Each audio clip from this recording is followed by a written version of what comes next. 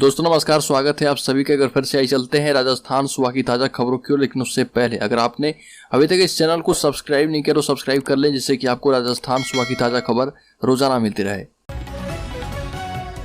पहली बड़ी खबर, राजस्थान की पूर्व मुख्यमंत्री वसुंधरा राजे के पहुंचने से 15 मिनट पहले स्वागत स्थल के पास फायरिंग की गई। स्वागत में खड़े बीजेपी कार्यकर्ताओं में दहशत फैल गई।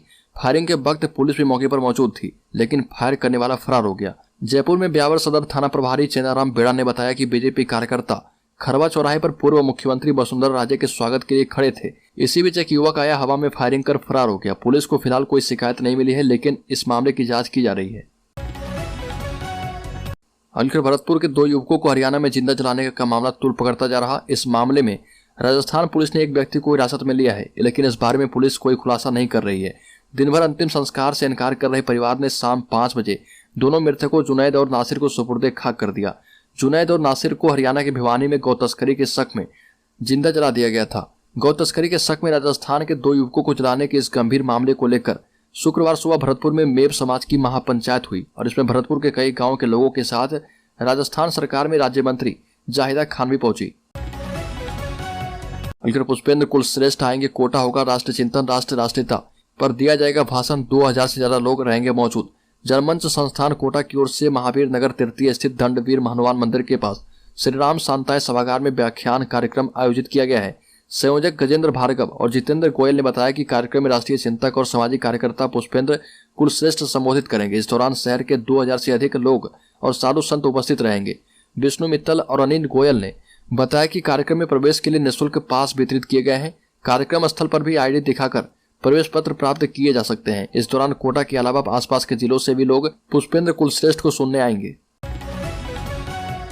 अलवर राज्य के सीकर जिले में बाबा खाटू श्याम का लक्खी मेला 22 फरवरी से शुरू होने जा रहा। मेले में सीकर जिले के अलावा राजस्थानी नहीं बल्कि दूसरे राज्यों से भी श्रद्धालु आएंगे। ऐसे में यात्री भार को देखते हुए रोडवेज मेले के दौरान 30 अतिरिक्त बस चलाएगा। रूट पर यात्री भार ज्यादा होने पर अतिरिक्त बसों का संचालन किया जाएगा। सीकर रोडवेज के कार्यवाहक मैनेजर नरोत्तम शर्मा ने बताया कि मेले में आने वाले दर्शनार्थियों को सुलभ एवं सुविधापूर्ण परिवहन। अलवर विधानसभा में सांवलिया जी और नाथ द्वारा मंदिर संशोधन विधेयक पर बहस के दौरान देवस्थान और उद्योग मंत्री शकुंतला रावत ने सीएम अशोक गहलोत की तुलना भगवान से कर दी। इस पर विपक्ष ने कड़ी आपत्ति जताते हुए हंगामा कर दिया। रावत ने कहा, मैं ईश्वर की बात कर रही और आप उछल रहे। जब आदमी की आंख में आंसू आता है तो या तो ईश्वर पोंछता है या फिर कांग्रेस सरकार के मुख्यमंत्री गहलोत ने पोंछने का काम किया है। उप नेता प्रतिपक्ष राजेंद्र राठौर ने इस पर आपत्ति जताते हुए कहा कि मुख्यमंत्री ईश्वर कैसे हो सकते हैं, यह तुलना गलत है, इसे कार्रवाई से निकाला जाए। अलवर विधानसभा में बजट बहस के दौरान अडानी को लेकर बीजेपी के आरोपों पर मुख्यमंत्री अशोक गहलोत ने पलटवार किया। गहलोत ने तंज कसते हुए कहा कि बीजेपी राज्य में राज्य सरकार को मिला हुआ कोल ब्लॉक अडानी साहब को दिया, अलॉटमेंट हुआ राज्य सरकार को और अपने अडानी के साथ एमओयू कर लिया, खनन किया और आप हमें दोष दे रहे कि हमने जमीन दे दी है। आपने भी जमीन दी, हमने भी दी है। देश के कई जगह उद्योगपतियों को जमीन देने की मांग हो रही होगी। हम सोच समझकर स्कीम बनाते हैं। अलवर राज्य में अशोक गहलोत सरकार ने 1 लाख नई भर्तियों की घोषणा कर दी और कहा कि चिरंजीवी योजना में प्रदेश के बाहर ऑर्गन ट्रांसप्लांट हो सकेगा। बजट बहस के जवाब में मुख्यमंत्री अशोक गहलोत ने प्रदेश में 1 लाख नई भर्तियों की घोषणा कर दी है और ये भर्तियां पहले से घोषित भर्तियों से अलग होगी। ये भी कहा कि सभी विभागों के खाली पद भरने के लिए ये भर्तियां होगी। मुख्यमंत्री ने चिरंजीवी योजना का दायरा बढ़ाने का ऐलान कर दिया। योजना के तहत अब ऑर्गन ट्रांसप्लांट की सुविधा प्रदेश के बाहर के हॉस्पिटल्स में भी उपलब्ध रहेगी। बजट में चिरंजीवी योजना में इलाज की सीमा 10 लाख से बढ़ाकर 25 लाख करने की घोषणा कर दी गई है। साथ ही मुख्यमंत्री अशोक गहलोत ने प्रदेश में 17 नए कॉलेज खोलने की घोषणा की। अलवर राज्य के भरतपुर जिले के मुस्लिम युवकों की हत्या मामले में मुख्यमंत्री ने 20-20 लाख आर्थिक सहायता की घोषणा कर दी है। राजस्थान के मुख्यमंत्री अशोक गहलोत ने भरतपुर जिले के 2 मुस्लिम युवकों की हत्याकांड की निंदा की। सीएम ने भरतपुर हत्याकांड के मृतकों के परिजन को तुरंत ही बड़ी राहत देते हुए 20-20 लाख की आर्थिक सहायता की घोषणा की। कथित तौर पर अगवा किए गए 2 मुस्लिम युवकों के शव बाद में हरियाणा के भिवानी जिले में मिलने के मामले में राजस्थान पुलिस ने कुछ लोगों को पूछताछ के लिए पकड़ा है। वहीं मुख्यमंत्री अशोक गहलोत ने घटना की निंदा करते हुए पुलिस से सख्त कार्रवाई करने को कहा है। जिन युवकों के शव मिले हैं उनमें से एक जुनैद का गोवंश तस्करी का पुराना आपराधिक रिकॉर्ड रहा। उसके खिलाफ अलग अलग थाने में 5 मामले दर्ज हैं। अलवर राजस्थान में बदलने वाला है सीएम। पायलट से मुलाकात के बाद समर्थक विधायक का बड़ा दावा। राजस्थान में 2018 से मुख्यमंत्री पद मिलने का इंतजार कर रहे सचिन पायलट के खेमे ने बड़ा दावा किया है। पायलट गुट के समर्थक माने जाने वाले विधायक और एससी कमीशन के चेयरमैन खिलाड़ी लाल बैरवा ने कहा कि विधानसभा चुनाव से पहले राज्य में नेतृत्व परिवर्तन होने जा रहा। ये भी कहा कि इसी महीने होने जा रहे रायपुर अधिवेशन के बाद किसी भी वक्त बदलाव हो सकता है। बैरवा के इन दावों के बाद एक बार फिर से अटकलों का दौर शुरू है और ये बात ऐसे समय पर कही गई है जब खुद पायलट ने भी पार्टी नेतृत्व को राजस्थान का फैसला जल्द लेने को कहा है। बैरवा की बातें इसलिए भी महत्वपूर्ण है क्योंकि उन्होंने पूर्व उप मुख्यमंत्री सचिन पायलट से मुलाकात के बाद उनके आवास के बाहर ही पत्रकारों से बात कही। अब राजस्थान में भी ओवैसी की एंट्री आई। एमआईएम ने बताया अपना प्लान 30, गहलोत की बढ़ सकती है मुश्किल। राजस्थान में इस साल के अंत में होने जा रहे विधानसभा में ऑल इंडिया मजलिस इत्तेहादुल मुस्लिमीन भी एंट्री माने जा रही है। इसके लिए पार्टी ने तैयारियां तेज कर दी है। इसके प्रमुख असदुद्दीन ओवैसी अभियान का आगाज करने जा रहे। भरतपुर और टोंक में ओवैसी 18 और 19 फरवरी को रैली करेंगे और जनता के सामने अपना एजेंडा रखेंगे। इससे पहले पिछले साल दिसंबर में भी ओवैसी राजस्थान आए थे।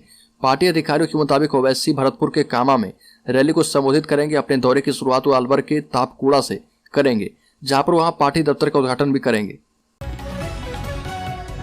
श्रीगंगानगर जिले में 1 अप्रैल से गेहूं की सरकारी खरीद शुरू होने की संभावना है और इसके लिए खरीद एजेंसी भारतीय खाद्य निगम ने तैयारियां शुरू कर दी है। सरकार हर साल जिले से करीब 5 लाख मीट्रिक टन गेहूं की खरीद करती है। हालांकि पिछले साल जिले में गेहूं उत्पादन कम होने और बाजार मूल्य न्यूनतम समर्थन मूल्य से अधिक होने के कारण सरकार को गेहूं नहीं मिला था। 5 लाख मीट्रिक टन गेहूं की खरीद के लिए बारदाना उपलब्ध है और मंडियों में हैंडलिंग एजेंट नियुक्त किए जाने हैं। जिले की मंडियों में क्रय केंद्र खोले जाएंगे। मांग के मुताबिक नए उपार्जन केंद्र भी चिन्हित किए जाएंगे।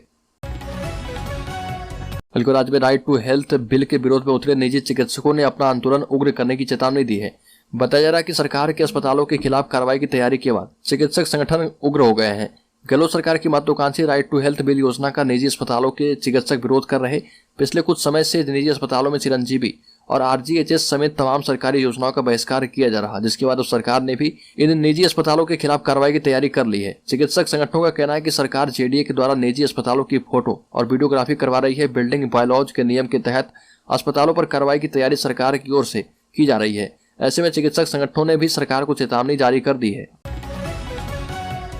जयपुर जिले में धर्म परिवर्तन के लिए युवती का किडनैप करने का मामला सामने आया है। प्री प्लानिंग के तहत ऑफिस पीजी छुड़वाने के साथ ही युवती का अर्जेंट पासपोर्ट तक बनवाया गया। किडनैप युवती ने अपने पिता को भी खोलकर धर्म परिवर्तन के लिए धमकी के बारे में बताया था। अशोकनगर थाने में किडनैप युवती के भाई ने रिपोर्ट दर्ज करवाई है। पुलिस ने मामले की गंभीरता को देखते हुए युवती की तलाश शुरू की है। पुलिस टीम हैदराबाद से युवती को ढूंढकर जयपुर ले आई है। पूछताछ में युवती ने खुद की मर्जी से हैदराबाद जाना स्वीकार किया है। एसएचओ विक्रम सिंह ने बताया कि नागौर निवासी 21 वर्षीय भाई ने अपनी बड़ी बहन की किडनैपिंग का मामला अशोकनगर थाने में दर्ज करवाया है। शिकायत में बताया गया कि उसकी 27 वर्षीय बड़ी बहन का किडनैप हुआ है और वो पिछले 3 महीने से सी स्कीम स्थित पीजी हाउस में रहती है और उसे धर्म परिवर्तन करवाने के लिए किडनैप किया गया है।